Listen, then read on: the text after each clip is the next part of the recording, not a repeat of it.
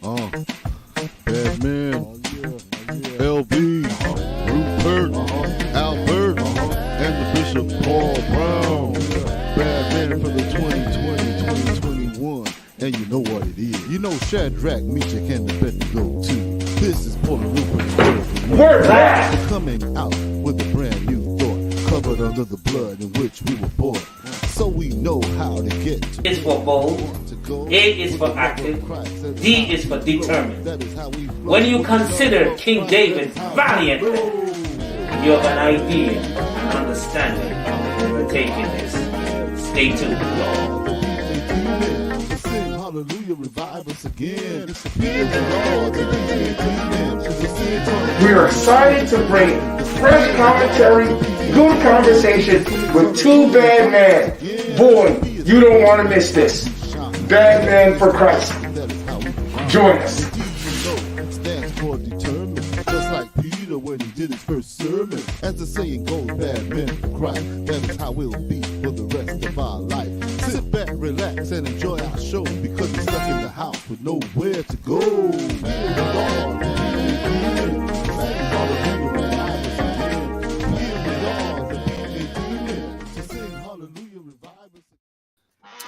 Welcome, everyone. Welcome, Overseer. Welcome, our listening audience, to another edition of the Badman Show. Overseer, how are you doing this great evening, sir?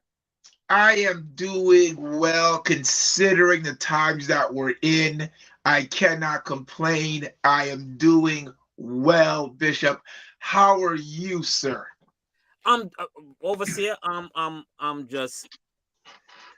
just thanking the Lord for the opportunity that at least one thing that we can come together and do this great show. We thank God for our listening audience. We want to let them know again that God loves them. We love them, and we appreciate everyone who take the time to tune in and be a part, especially in those that have liked us on Facebook and subscribe to us on YouTube. We truly appreciate what God is doing. My weekend was busy. But I'm here this evening. You know what? You are a busy. I found that you are a busy man as a whole. Thank you. It is wonderful. When you're busy, that means you are well loved because you always have something to do. That's because you're well loved. So that's great. So I'm glad you're busy. But on a serious note, I just want to give my condolences out to those who are in the sports world and have heard about sports. They know about Dwayne Haskins Jr., the quarterback for the Pittsburgh Steelers, was hit by a truck in Florida when he was on position practice. He passed away. And I actually know the family. I used to play basketball, pick up basketball with his father, Dwayne Haskins Sr., and I worked with his mother, Tamara Haskins. And so I just have my condolences out, my love to them, because I know that he watches the show. He may not watch this one because of considering what's happening, but I know he watches the show. And I just want to say, man, love you, bro. My condolences. I'm reaching out to you, and I'll give you a call this week. So we're sorry about that. So that's a sad note, but there's also a joyous note. Yes, congratulations!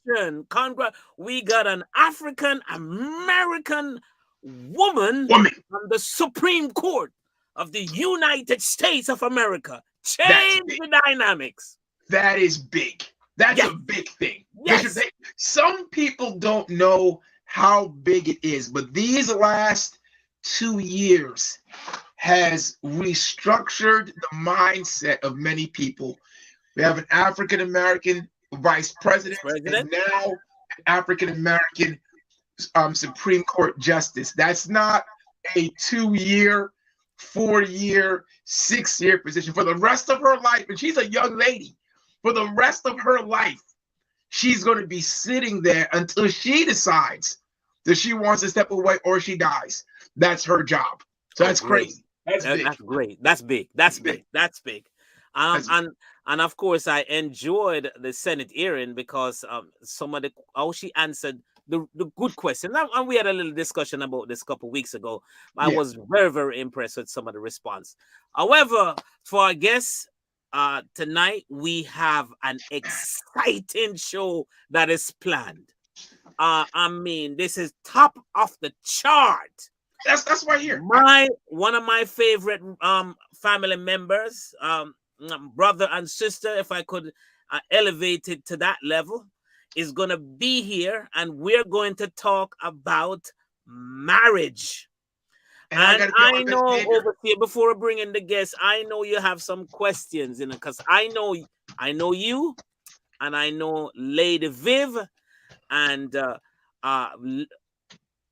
oh, thank you. Yes, and Lady Viv, she is a wonderful person, and I'm telling you, I'm telling you, you are one of the most fortunate individual, because you struck more than diamonds. I mean, oh my goodness. Wait, I'm not that bad. You made it sound like you, Rupert, you upgraded way above the level where you should be. You're making it sound like I am not that bad. Okay, so you know what? I'm not gonna go there. We are both fortunate enough to have wonderful wives who care about us very much. Yes. And unfortunately for them, they've got to deal with us, with our personalities. We're different people. Personalities, and they got to deal with it, and they do a great job of dealing with it. So we thank God for them. No, but Overseer, you forgot that I'm an angel. You didn't mention that. Okay, let's bring him in. Let's bring him in. Come on. Let's bring in our guests. Oh, so we're gonna bring our two guests. We have elders Rolando and Tina Burnett. Come on, bring in our guests. We really appreciate both of them. Thank you. Welcome. We're glad to have you to be on our show. And so, before we get started, just real quickly, just introduce yourself. Talk a little bit personal, professional, just a little tidbit, because we're going to ask a whole bunch of questions. And I want to put you on notice. It's going to be fun. I got it. It's going to be hot. It's going to be fun. It's going to be hot. Sounds good. We're Ro and Tina Burnett, and we are marriage mentors. We are both lead our marriage ministry at our church, which is the Tab at the Greater Bethlehem Temple. We're both professionally retired. I'm from the military after 25 years. My bride is from corporate industry, mainly in the defense industry, defense contracting. We're both graduates from master's degrees, and I have a master's degree in pastoral counseling. Mm-hmm. So, we're just really, really happy to be with you guys tonight. Just want to share some of our thoughts on marriage. We also own a few Smoothie Kings, so we're entrepreneurial as well. You didn't mention how bright she is, that she's smarter than you. Did I miss that? I thought so for a long time. I really did. And then you got that other master's degree, and then I'm like, okay, I'm done. You win. we win. We win. We're one. We win. So I heard that you are ex-military. I am. And you were on the defense contract side. Yes. So did you walk down the hallway one day, sir, and pass by that lovely lady and say, hold up, wait a minute? Is that what happened? Not at all. We never crossed circles in the military and defense. Oh my God. We actually, I met him at a gas station. All right. At a gas station. That's right. We met him the first time. Our first date was a gas station. Did you pump a gas and you say, "Oh, I got it for you. Like I'll pump that gas." Is that what you did? Did you go over there? Actually, so we did online dating. We were older. We did online dating, met online, talked for many months, and then met him at a gas station, and I almost kept driving. So, quick story about communication. Okay, when we were coordinating, we talked, we bonded pretty quickly together, and we finally decided to have our first date. So we wanted to make sure that, hey, I knew what she was driving, she knew what I was driving. So she told me she was driving, her car. I said, okay, I got it. I said, I'll be in a white truck. Well, I'm from North Carolina, a country boy. Truck means something different than it did to her. To me, truck means a pickup truck. Right. To her, Right. truck means an SUV. So when I drove up, she almost left because she saw this bow, chicka, bow, wow, bow, bow. And that's a quick communication. You have to fight for effective communication, and that's one of the first lessons we learned. But I'm so glad she didn't drive away because I was That's perfect. I'm excited about so let me jump right into this. So how did you all get this marriage ministry started? So literally after we got married, we had taken several courses. So from a premarital perspective, we were in premarital for 20 weeks, even though we were older. And then we had several courses after that time frame. And so once we got married, our pastor was like, you know what, you're going to be over the marriage ministry 1 year in. So it was really, that was very interesting for us. It was a little bit of a challenge, but we made it through. So now we've been over the marriage ministry for 8 years now. Oh, wow. So you said, so your pastor saw what your credentials were. He said, man, they are highly credentialed. And he said, I want you to over. So what was the first thought you all had when he said, we want you to over the, what was the first, we've been married for a year. So I don't know, what was your first thought? My first thought was bring it. My first thought was, this is what God has ordained over us. Because even before I met her and years before, the Lord has been telling me I'm going to be operating inside the marriage, inside mentoring, inside in this space. So to me, it was just a natural progression. I was like, no. She was scared. I said, no, nope, didn't want to do it. We talked to some people about it, and they were like, don't do it. And so that's just me. That was confirmation for me. But it's really been a blessing. We have helped so many marriages and premarital and couples just make the right decisions. So your services then pre-marriage, marriage counseling, marriage, post-marriage, yes, supporting marriage, yes, rescuing marriage, yes. Which one is the most challenging? So challenging? Yes. Rescuing marriages. Right. So we tell people that we do we tell them we do dental cleaning. We're like a dentist that does, that do the dental cleaning. We don't do root canals. So if they come with marriages that are really in crisis, we have a support system. We have a group of people that we work with in other churches that either mentor us or we get together in a group and we'll refer as needed.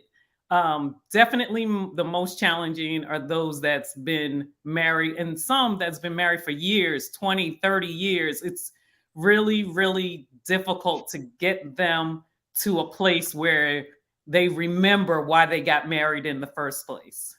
So Elder Rowe, do you like her? Yes. I absolutely like it. I'm still in that. I try to be, we call what the first phase of marriage, I call it googly-eyed phase. I call it that phase where you still got on rose-colored glasses. Because one thing about rose-colored glasses, you can't see red flags, right? You just can't see red flags. All you see is the good about them. I try to stay as much into that mindset as I possibly can, because life, as sweet and as sugary as our relationship was when we were dating, we tell our couples we want your relationship to be like syrup, because once life happens, that water starts pouring in, life start happening, it's going to get watered down. When syrup gets watered down, what remains? You still have a nice, refreshing, sweet drink. And that's where we are. We're a sweet drink together. I really like my wife. We laugh together. We like going out together. She is, in a lot of respects, one of my best friends. Wow, it's great. Okay, we're gonna. Before the question, though, I have a question about your challenges, because you said you started this when you were a year in, and I remember when I first started pastoring and I had some marriage counseling stuff I had to do. People came at me with certain things. Was it more difficult to handle the 20 or 30-year-old married people who now are sitting down in front of you saying, how are you going to counsel us? You've only been married for a year or two. We've been at, like, you all haven't been there yet. Like, was that a lot of pushback you got, especially when you first started? When we first was over the marriage ministry, we wouldn't tell people how long we had been married. That's right. We wouldn't share that information because we already knew that there would be some judgment and prejudice, as it relates to the information that we were providing. We get a lot of outside referrals. And one of our first couples that we had, she was a lawyer. And so, of course, that even made us even a little more nervous because it's like, oh my gosh, now we got a lawyer and they want to. And just to hear when we were finishing up their session and she told us she didn't want it to end, I knew then we were definitely on the right track. Wow. And so that was so encouraging to us. And the other thing too is, like I said, we had mentors from another church and they really, they kept in contact with us. They would guide us. We had one session where it got really just out of hand and it was just crazy. And we went in the pastor's office and he was like, y'all got to pray that you need to make sure you're praying beforehand and after, and not just for them, but for the two of you. Because one thing we were starting to do, and we nipped it in the bud quickly, we were bringing this stuff home. It was like, if you did that to me, let me tell you, that's going to be I'm telling you right now, if you even try it, if you even think about it, that's going to be a problem. Neck waving. And he's like, I didn't even do it. Like, you mad at me for something that he did, so we had to learn early on, don't bring their relationship, their problems, their issues into our marriage. It's one thing about, we were quote unquote young in our marriage, but the wisdom and the word of God is timeless already. So we were just vessels that are and I'm so glad and so appreciative of the fact that our embracing of the mandate that had been put on our life. And we really drink this Kool-Aid. When we say, I tell some of our folks that we support and mentor, we live what we're telling you guys. We live the word. We live God's principles. And the vessel that it comes out is really irrelevant. It's the word. It's the power. It's the anointing of those godly principles as it pertains to marriage that really touches hearts, that really changes hearts. And that's what we're about. That's really why we enjoyed it. I can be, so tired before a session and my flesh says, oh Lord, here you got to deal with it, man. But when they get on and you see people who are really listening, you see couples who have the urge, who have the drive, but they just don't have the tools. We're able to provide them the tools that work day in, day out, whether it's raining, whether it's shining, because the principles work. I don't know how people did it. So, and I know you may talk about it, but I don't know how people did it back in the day without premarital counseling. I don't. I'm a product of divorce. I was married before. And had I had premarital counseling, there is no way on this earth I would have walked down that aisle. I wouldn't have, because I would have known better. If I did it, it would have just been like, okay, you're just being boo-boo fool. Because it would have been laid out right in front of me. And that's what we provide. We tell couples all the time, we are here to protect the process. We're not here on your side. We're not on the other person's side. And I think too, just backtracking a little bit, that's also an advantage because we try to do a lot of the counseling together. Yes. So they get the perspective of a female side and the perspective of male side. And so we're not on anybody's side, but we're here to protect the process. And the principles are the principles. People come to us, they've been to, 3 and 4 counselors. And sometimes it's a personality, issue. They just didn't get along with the counselor. But the tools that they receive, they're the same. They're the same tools. They're the same principles. It's just coming from a different individual. And so at some point, they have to look at themselves and say, okay, the problem is me. All right. Okay. All right. So we have a question from Ken Walser. What are the top 2 pieces of advice you give in pre-marriage counseling? So what are the top 2 things that you tell people? And I think I know what they are, but I'll see if I'm good at what I do also, which I'm probably not. But the top 2 things you say, or you give advice to people. I think the two most important themes is that the first one is marriage is not for the faint of heart. Don't enter into this marriage thinking that you're going to have a storybook beginning, middle, and end, and that the biggest thing you can bring into marriage is unselfishness. The biggest thing that you need to keep out of marriage as best you can is selfishness. And when you consider the fact that it's all about the team, it's all about becoming one. We try to stress that, yes, you join on your wedding day, but then the process of becoming one flesh is a lifetime. It's a goal. That's one of the, I think that the togetherness, the intimacy that you have to develop in that team atmosphere, that team. And the second, I think, is that you're not each other's enemy. Yeah, you're not each other's enemy. You're best friends. It's all about each other. You're not each other's enemy. The competition stops. Yeah, the competition stops. You know, I'm not trying to be right all the time. She's not trying to be right all the time. It's about what's right for the team, not who's right. You know, a lot of times we hear folks come in, you know, sometimes dudes who will say, look, I'm always taking the L. Yeah. I'm always taking the L. I'm always taking the L. Well, I always got to take the L. Well, the L is not it. Look at it this way. It takes much more of a man to say, look, change your perspective. It's not that you're taking an L. It's that you're being unselfish in a way that promotes the W for the team. Because when you feel that gut feeling inside of you, basically, it's, you know, with men, it's about respect. And when you're feeling that, most time you feel disrespected because you didn't get your way, or your wife was right, or you know you were right. But it takes a real man to subjugate his respect, subjugate his ego for the sake of the team, for the marriage, for the unity, for the oneness, for the intimacy of that marriage, because you guys are going to live a lifetime together. And also one other thing I would have to mention is forgiveness. If you don't, and we don't understand, I feel like we throw that word around a lot, but we really don't know how to do it or what it really means to forgive.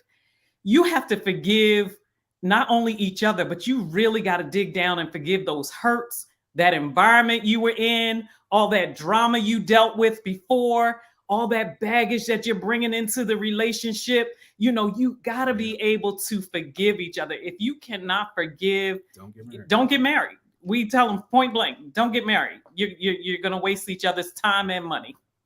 As you said the right thing there, money. Money. Money. You said the right thing, money, time and money. Let me talk about the money. All right, the money.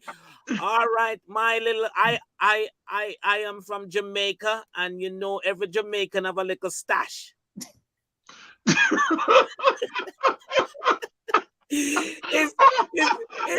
Is it right to have a stash somewhere?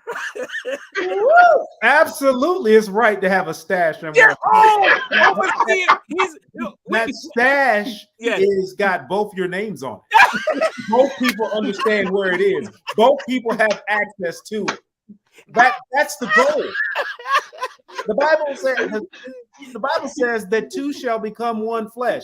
There's no provision that says, well, except the money, except the stash.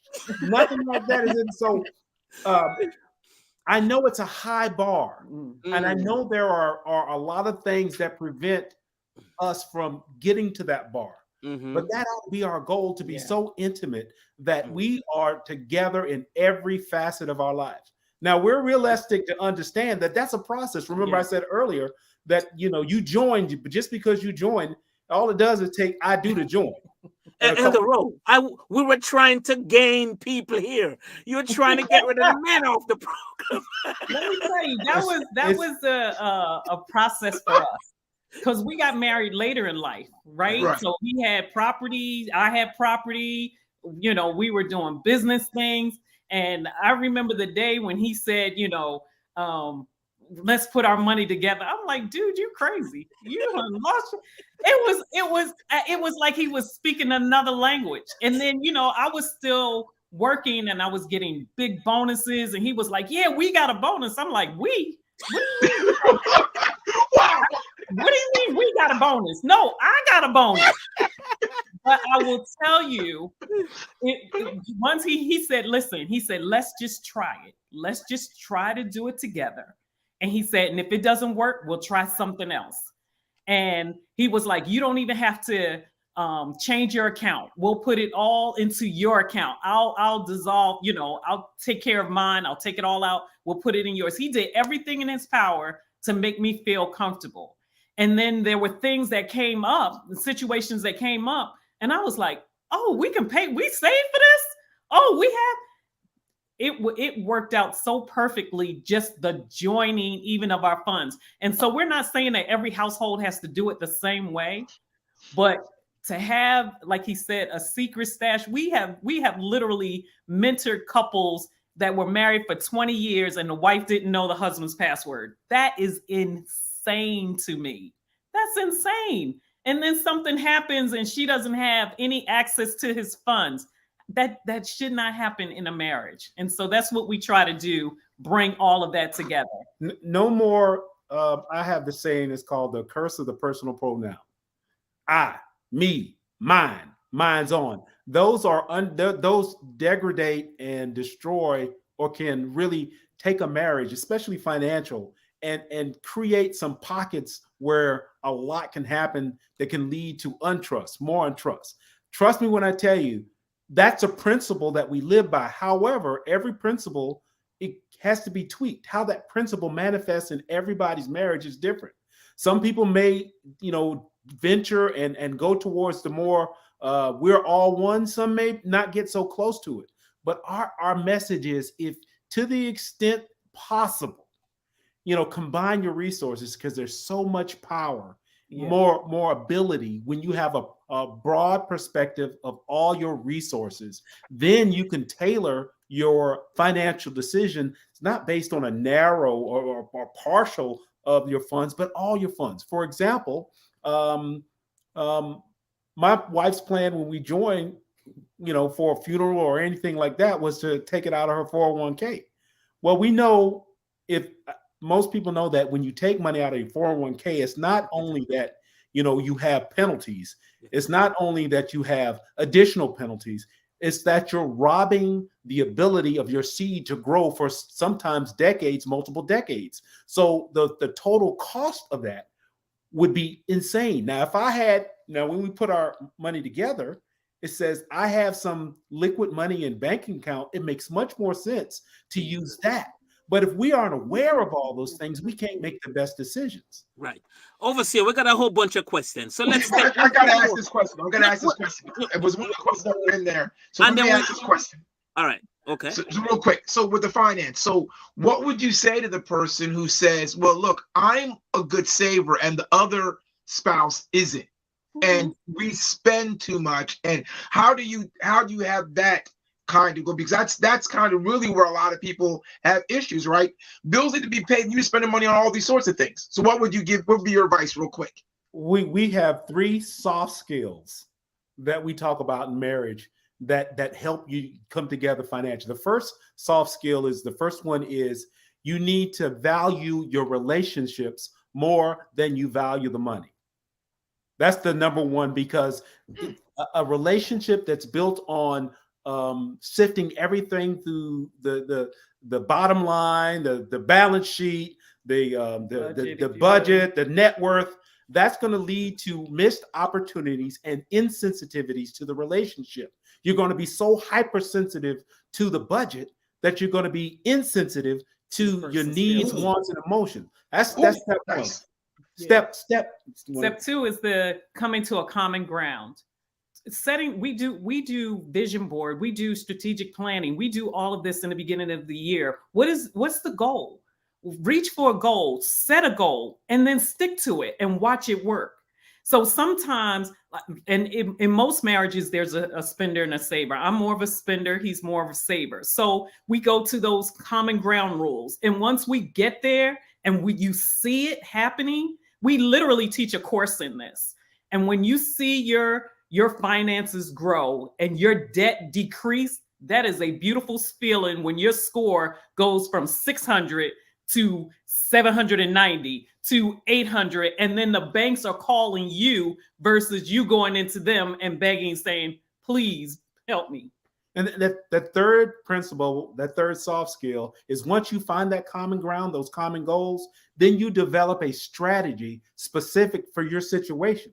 Okay, my wife and I, for example, we found common ground. We both are givers to the church.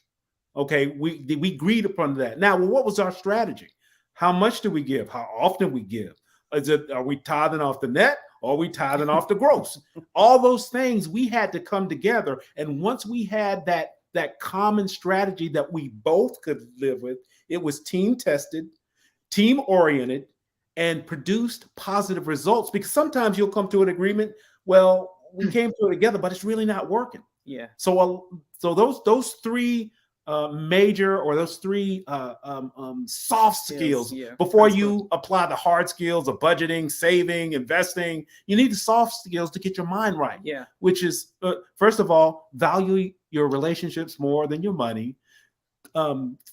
Fight for, search for a common ground financially. And then when you find that common ground, those values, then you develop a personalized strategy to make that happen. And it may not look like the book.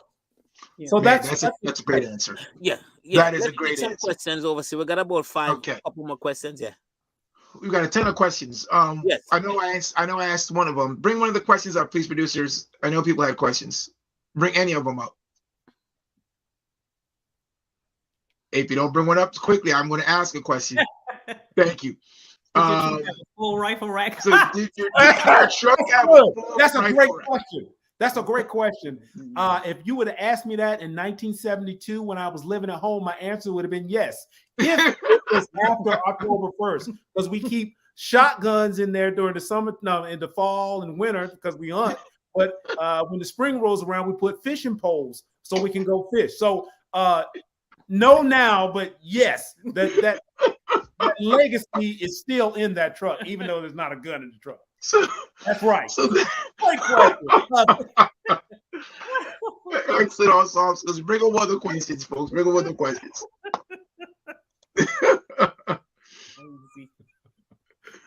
Where is that? What was that caller from? Was he from North Carolina? Was he from the South? We don't have any more questions. We got questions now. I don't know. We don't have any more questions over here. That's it? Okay, good. So I got questions. So I got a ton. Bishop, you have one? Or you want me to go? No, go ahead. Yeah, I'll come okay, right so here's my question. So you yourself, you are mentors, and you said you had mentors come and help you with your marriage, and or you with helping with counseling. Do you also do separate individual? Okay, I'm a man. I'm going to take this brother to the side and deal with him. I'm a lady. I'm going to take this lady to the side and deal with her. Because sometimes you might have issues where it's not, where you may see that it's not really a marriage thing. Sometimes it's just the mind thing of the individual. So do you all have that? And did you also have people mentor you to kind of say, get your mind right? Like, how do you all do that? Yeah, so we've absolutely, that's actually in our sessions that we have, and we actually break them out because we've had situations where it's been not physically abusive, but mentally abusive, or the guy wants to break up with the girl, or vice versa, and he's afraid or she's afraid to say it. And so we take them aside and we go through what steps need to be taken, and then we'll do it together. We'll do it together. We'll walk them through that process, and it has been interesting, if you will. As for us, we've had situations where I feel like when we go to the classes or the courses, we haven't had necessarily one-on-ones since then, but we do, like, we go to marriage retreats, we go to conferences just to refuel ourselves. The businesses keep us very, very busy. And so lots of times all we're talking about is business, and we don't talk about us. So when we go away, that's when we really just reconnect. We try to make sure we have a date night and not talk about business. When we're walking, we're listening to podcasts, anything that will refuel our relationship. One thing that I find so appealing about this what we do is that very often and very on regular timing, by me telling folks what is required, especially the men. What is the role of husband according to the Bible? And it's heavy is the crown that sits on the head. That helps me. That cages me back. That keeps me moored to that very high and lofty requirements that God has for me in terms of my role as a husband, in terms of my roles as a father. So I think I get just as much out of the sessions as they do, because a lot of times, I find myself as the subject of what not to do, because I know how much of a struggle it can be. Like I said, we drink the Kool-Aid. I got an ego. I got prideful just like everybody else. And when we expose the fact that sometimes we miss the mark, that transparency, that ability to say, hey, look, I'm telling you this and I know it, but sometimes I miss the mark. Yeah. This really is great. This is tremendous. This is tremendous. But we got to pause here for a couple minutes. Want to say a shout out to our producers. We do that, and we're able to have thank you, producers. We're glad to have you on. Thank you for reaching out to the Elder Burnett and get them on the show. We truly appreciate you, and we thank God for you both. Keep up the great work, and we appreciate that. Yes. My question before we go back to the producers again is the other part. You cannot have marriage until you have two people coming together. Do you provide matchmaking services? I got a whole bunch of young people that come to mind that I'd like to know if what kind of, if you have that services, and what are requirements, how much do you charge? Give me a rundown.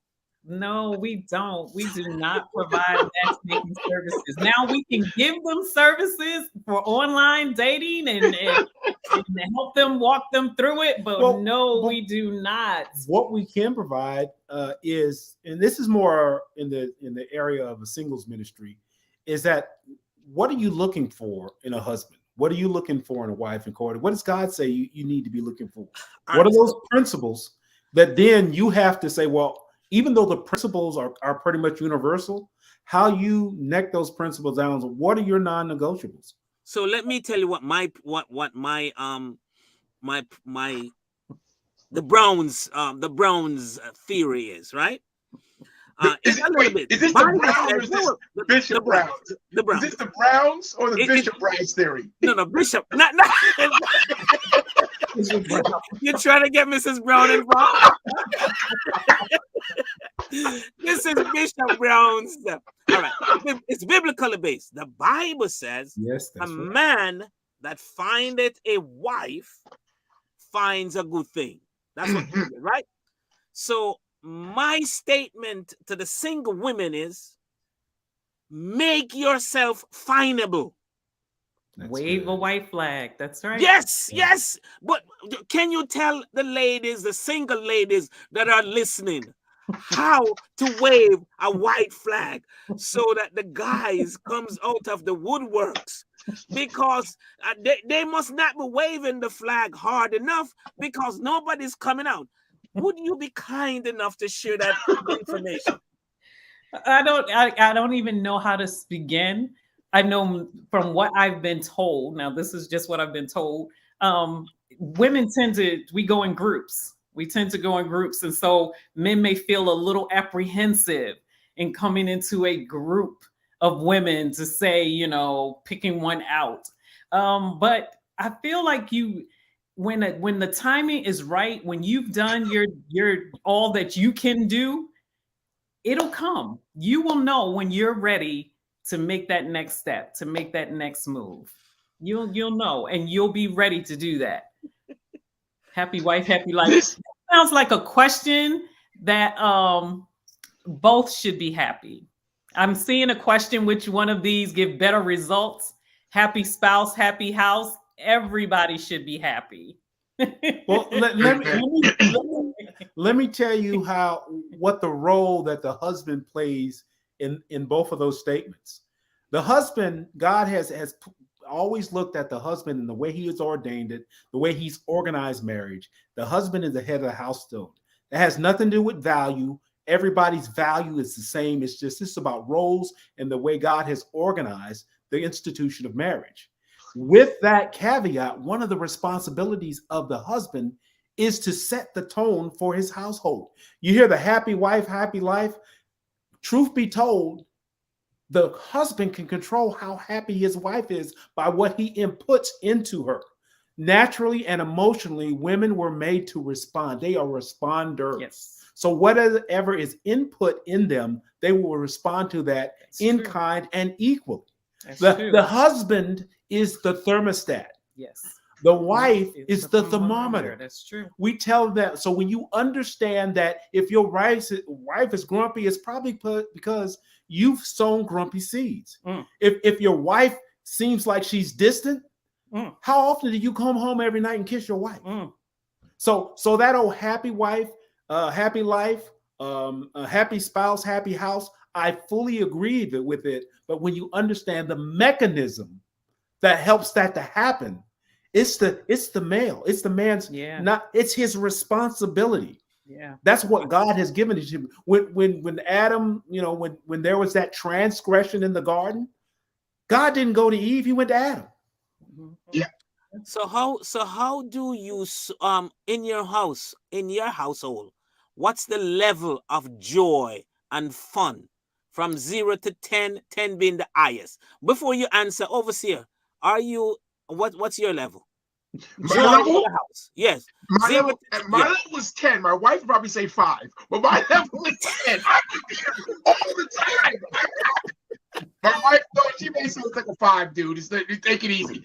Go ahead, Elder Rowe. My level has to be an average or whatever her level is, because we're one.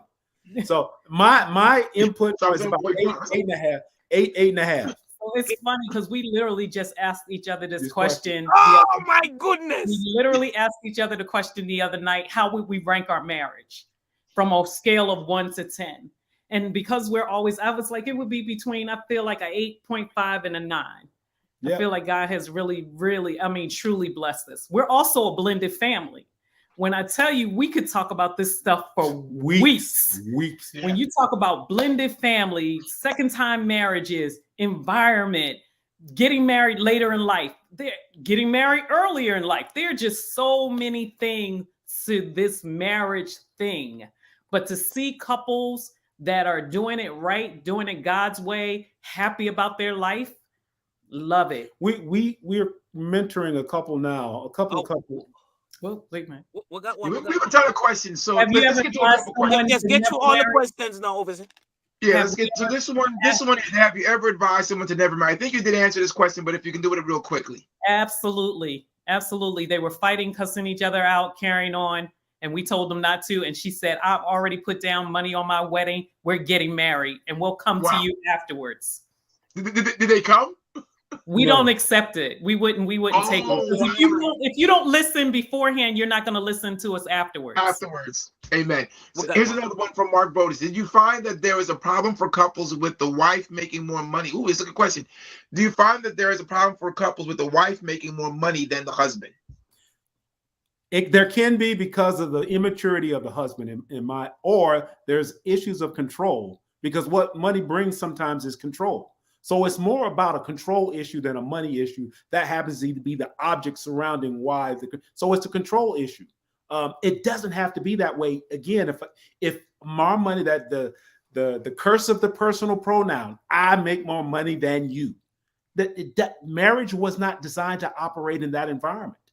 So if it's we come together as a team and this is the amount of money that our team produces, that literally alleviates and is a mechanism to say, look, that argument is not going to be a part of our marriage because we're one. Yeah. Again, that's theory. That's all. That's a process to get there. Hey, family, as marriage counselors, what do you wish someone had shared with you or advised you needed before getting married? So I think for me, it would be a little different. I feel like, and we learned it in premarital. but before we had premarital, we were meeting in-laws. And so for our in-law situation was definitely, he didn't understand that he had to be the heavy in the situation with his mom when it came down to situations dealing with us, because they're always going to love him, right? Right. Whoever the family is, like my family's always going to love me. And so that was something that we learned later on. You know, you if there's an issue with the in-laws, the person that's the child needs to address it. And the same thing with the kids. Yeah, I was gonna say with the children, it's the same way. You know, he could have went in and said, especially, you know, being military, a lot of people feel like, you know, the Marines have arrived. I'm gonna come here and I'm gonna straighten this house out. That doesn't work with everybody. You know, that doesn't work with everybody. So again, talking about tools and techniques, there are ways to do it and do it well. My one thing that really helped me is the understanding the differences between men and women, and really under this fun, men think differently than women, and sometimes either or sex can perceive that difference as being spiteful, as being, you know, why are you trying to, you know, really make me upset, when it has nothing to do with them having any motive to make you upset. It's just that they're different. And that also helps with different temperament types. You know, I'm a certain temperament, my personality, I'm bent to a certain way. And depending on what my wife's temperament type is, things that I could do could really rub her the wrong way when it has no intent for that. Yeah. So understanding those differences in personality types and in men and women, and we could go on and on, I could give you 100 examples, but that really helped me. 2 books. They could just really quick. 2 books for men only and for women only. Oh, so men read, you know, the book for men only. Women read the book for women only. Short read, great books. You know, we got a whole bunch. I just want to make a real quick point, because he said something that a pastor said to me one day. She said, you have to remember, let's say we're marrying at 38 and 35. You've got 38 years of life experience. You got 35 years of life experience. What made you think that when you took those 2 together, you were going to have 1 year of experience together? No, it doesn't work that way. It takes time. You have different values, different upbringing, different cultures. Now, when you come together, you have to work to make it match. So I definitely hear you. It's a great point. Tracy Jones says, what are the trends now? Are couples waiting for marriage before they are intimate? Come on now, you know it ain't happening everywhere.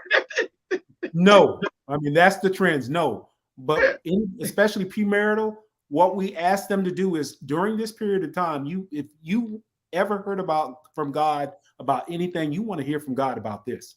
So we ask them, during their time where they're really trying to determine, is this the person God wants for you, to abstain from sex? Because that's going to cloud the issue.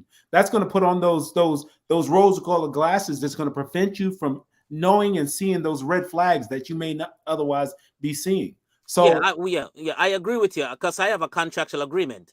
I have a contractual agreement. I have one fellow said, Bishop, because I usually have space, 2 weeks, he says, you know, can I sign the contract the week off? I go to all the training, but the week off, I sign the contract. So I agree with you. It clouds the issue. Yes, sir. Yes, sir. Definitely. Next question. Yes, go ahead. Tell one way. Well, this is the statement that what has is she was saying that, well, one way isn't your dad announcing it over the pulpit, meaning that that's one way not to have it happen and say, I didn't listen for my daughters. Doesn't work that way. Okay. From Lady Bull, don't you think that life can become so overwhelming that you can overlook each other's true need? I think you guys addressed this too, but go ahead again. Yeah.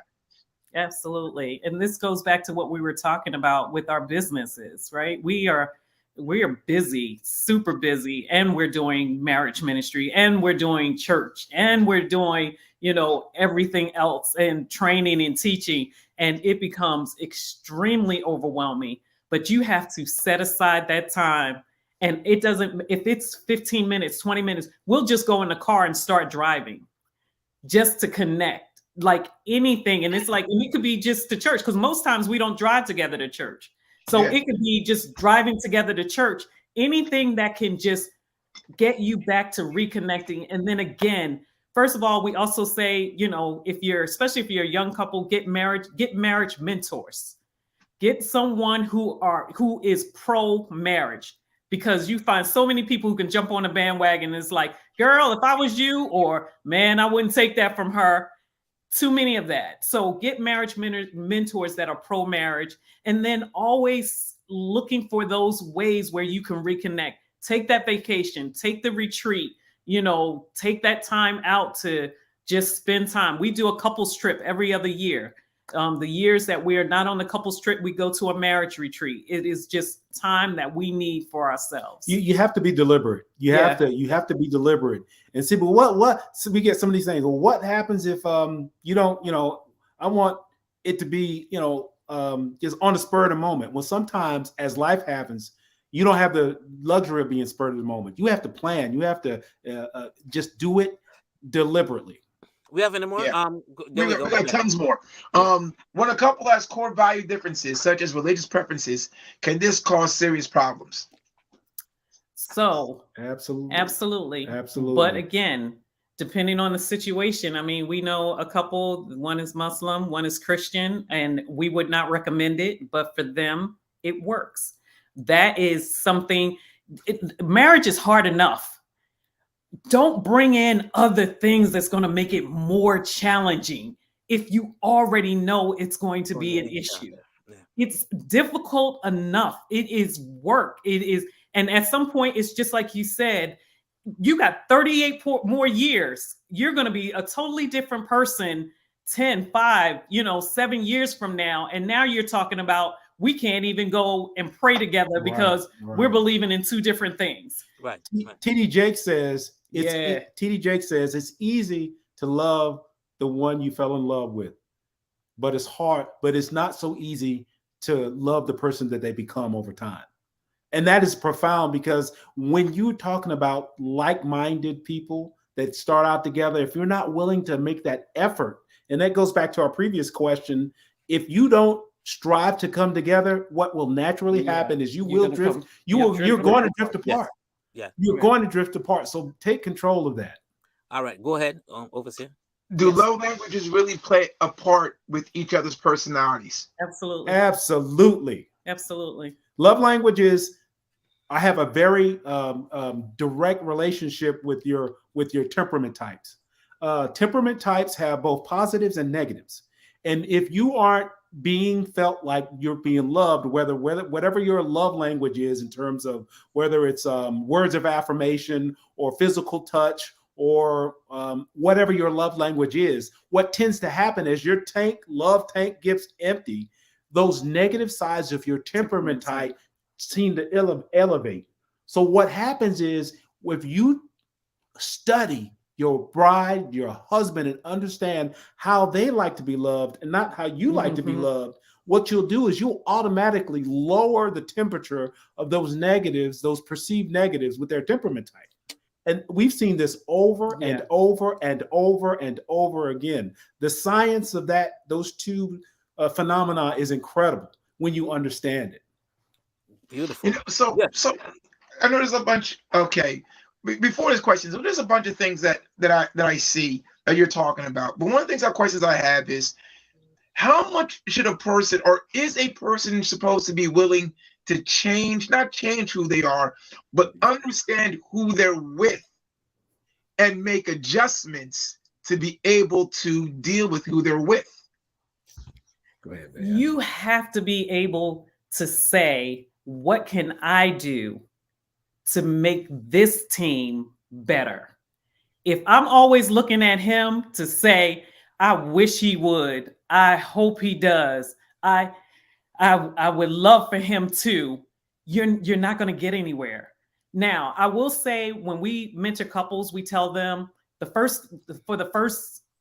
we say 3 to 6 months, write down 2 positives and 1 area of improvement that you could say about your spouse. Every week. What this does is it creates communication, how, you're able to say something that's not so pleasant in a nice manner. And then you're giving words of affirmation. You're giving encouragement. We share that all the time, and that makes a difference. But at the end of the day, we tell them if the person never changes, the person that you're sitting beside, that you're saying, I'm getting ready to walk down this aisle with, if he never changes, Run. then you accept it. Mm-hmm. And if you say, well, I really don't like when he does this, don't marry him. Right. Because at the end of the day, they may change, they may not. You can't, the only person that you have control over is yourself. That's it. Yeah, I think we say, you know, your expectation shouldn't be, I'm going to change you. Your expectation is, if he loves me enough and I love him enough, we'll change together and become one. That's always my thought process, because it is something where you bloom where you bloom, I bloom where I bloom, but now we're blooming someplace brand new, and it's different, right? So it's different. So, which love language to go together, and which one should stay apart? Should you know them before you marry? Okay. Well, first of all, explain love languages, because I don't know if everybody knows, because I don't know what he's talking about. Okay. So you've got 5 love.